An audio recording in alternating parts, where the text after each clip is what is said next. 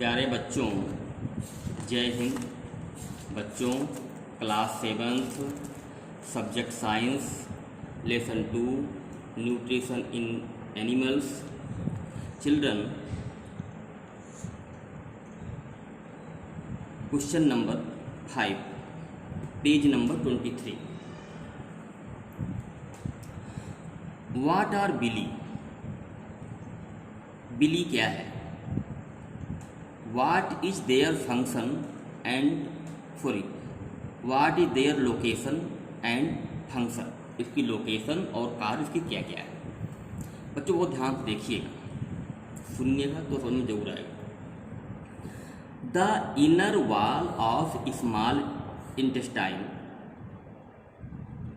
Have thousands of finger like outgrowths.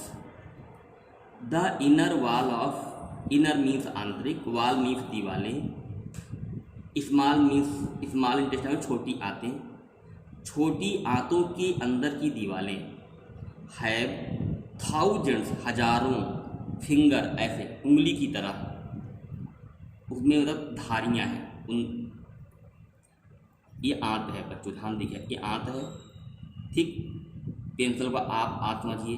आंत को यदि से फाड़ दिया जाए, ठीक, और फाड़ के यूँ कर दिया जाए, ठीक, फाड़, तो ये जो अंदर का भाग होगा इसे इनर वाल कहा जाता है। क्लियर? और इस इनर वाल में इस उंगली की तरह से ऐसे धारियाँ बनी हुई हैं। क्लियर? समझना आपको वाली बात? दीज आर कॉल्ड बिली, इन्हें बिली कहा जाता है। इन्हीं धारियों को ही बिली कहा जाता है, इन्हीं लाइनों को ही बिली कहा जाता है। Location of villi. The villi are found in inner wall of the small intestine. Villi जो है छोटी आंतों के अंदर की दीवारों में पाई जाती हैं, इसकी लोकेशन हो गई। और फंक्शन क्या है इसका? फंक्शन कार्य क्या है? The villi increase the surface area of intestine. Villi जो है छोटी आंतों की सरफेस एरिया बढ़ा देती है for absorption of the digested food. और ये बिली जो है, जो आप भोजन खाते हैं, जो का प्रोटीन होता है, विटामिन होता है, मिनरल होता है, उसको सोखती भी है। और समझ गए, जो बिली का मुख्य काम क्या है? जो आप भोजन खाते हैं उनसे प्रोटीन, विटामिन और मिनरल को सोखना और सोख करके शरीर के भागों में पहुंचाना। समझ गए? आगे देखें question number 6। Where is the bile produce? Bile कहाँ उत्पन्न होती है? Which component of food does it help to digest? ये भोजन के कौन से अवयव को हजम होने में सहायता करती है? ध्यान देखिएगा। बिली इज प्रोड्यूस्ड इन लीवर। बिली का उत्पादन कहाँ होता है? लीवर में होता है, लीवर से होता है। The bile juice is stored in sac. Bile juice जो है सैक में भर जाता है, इसको हम गाल ब्लैडर कहते हैं, सैक को हम गाल ब्लैडर भी कहते हैं। The bile plays an important role to digestion of fat. Bile जो है फैट के पाचन में महत्वपूर्ण भूमिका निभाता है। ठीक, समझ गए होंगे आप। आगे चलता हूँ question number 7। Name the type of carbohydrate. Carbohydrate की आप नाम बताएं, प्रकार बताएं। That can be digest by ruminant. क्या रूमिनेंट के द्वारा ये हजम की जाती है? बट नॉट बाय ह्यूमन, लेकिन मनुष्य के द्वारा ये हजम नहीं की जाती। अर्थात जो कार्बोहाइड्रेट है उसका पाचन जानवर कर लेते हैं किंतु मनुष्य नहीं कर पाता। इसके रीजन बताइए, ये कह रहा है क्वेश्चन। देखिएगा, cellulose is the carbohydrate. Cellulose को ही बच्चों कार्बोहाइड्रेट कहा जाता है। That can be digest by ruminant. जो रूमिनेंट द्वारा हजम कर लिया जाता है बच्चों, ठीक। Ruminant have large sac like structure. Ruminant के पास जो है बहुत रूमिनेंट हैव लार्ज सैक, मतलब एक खाली स्थान होता है between the large intestine, small intestine and large intestine. छोटी आंत और बड़ी आंत के बीच में एक जो है बड़ा सैक होता है। The cellulose of the food is digest by the action of cellulose digestive enzyme, अर्थात जो सेलुलोज का जो पाचन होता है बच्चों, वो सेलुलोज डाइजेस्टिव एंजाइम के द्वारा होता है, जो केवल रूमिनेंट में ही पाया जाता है। Cellulose and certain bacteria which are not found in human, cellulose और ह्यूमन बैक्टीरिया मनुष्य में नहीं पाए जाते हैं। ध्यान देना बच्चों, रूमिनेंट मीन्स जानवर। कौन जानवर? भैंस, गाय, हिरन आदि आदि। जो लोग भोजन बाद में हजम करते हैं उन सब जानवरों को रूमिनेंट कहा जाता है।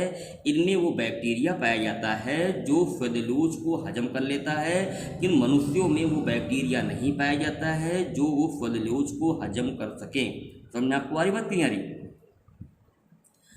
Why do we get instant energy from glucose, हम इंस्टेंट एनर्जी ग्लूकोज से क्यों प्राप्त करते हैं? ध्यान दीजिए बच्चों, because glucose can easily broken down in the cell, glucose कोशिकाओं द्वारा आसानी से तोड़ा जा सकता है with the help of oxygen, oxygen की सहायता से, and give carbon dioxide water energy, ऐसा जब टूटता है तो हमें कार्बन डाइऑक्साइड, पानी और ऊर्जा प्राप्त होती है। ठीक, दोबारा देखें, बिकॉज क्योंकि क्वेश्चन कह रहा है why do we get instant energy from glucose, हम ग्लूकोज से ज़्यादा अर्थात अतिरिक्त ऊर्जा क्यों प्राप्त करते हैं? ये कह रहा है glucose can easily broken down in the cell with the help of oxygen, oxygen की सहायता से ऑक्सीजन की सहायता से सेल जो है ग्लूकोज को तोड़ देता है, छोटे टुकड़ों में बदल देता है। उससे क्या उत्पन्न होती है? उससे कार्बन डाइऑक्साइड, पानी और ऊर्जा अतिरिक्त रूप से उत्पन्न होती है जो हमें जो है ऊर्जा प्रदान करती है।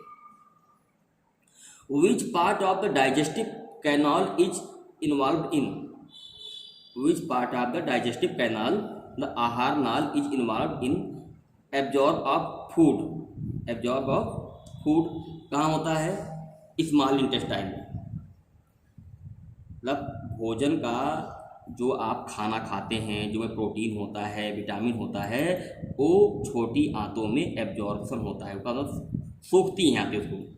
च्यूइंग ऑफ फूड कहाँ होता है? ये माउथ में होता है।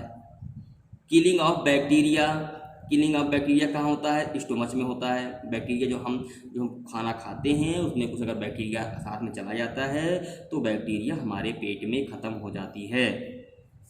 कंप्लीट डाइजेशन ऑफ फूड, जो भोजन पूरी तरह से कंप्लीट होता है कहाँ होता है? वो स्मॉल इंटेस्टाइन में। Formation of faces large intestine में। ठीक, इस तरीके से बच्चों इसे भी आप ठीक से पढ़ लीजिएगा।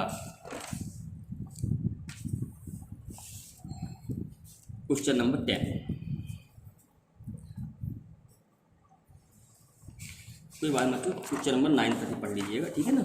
इतने पढ़ लीजिएगा, ठीक से पढ़ लीजिएगा। जय हिंद।